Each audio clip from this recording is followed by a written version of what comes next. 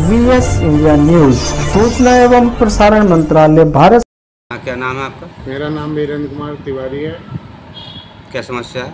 समस्या है कि यहाँ पे नवोदय चौक के पास जो रोड है उस पर दुकानें लगा के लोग अतिक्रमण कर रखा हुआ है।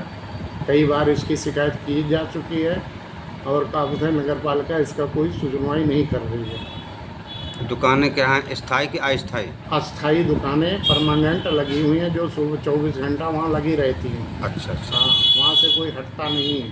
तो एक्सीडेंट की खतरा होता है? वहाँ एक्सीडेंट का खतरा है और जाम लग जाता है इस वजह से।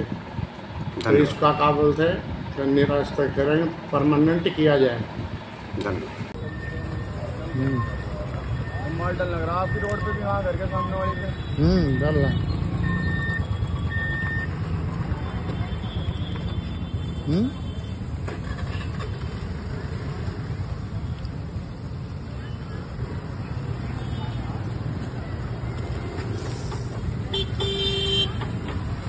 नवोदय चौक का अतिक्रमण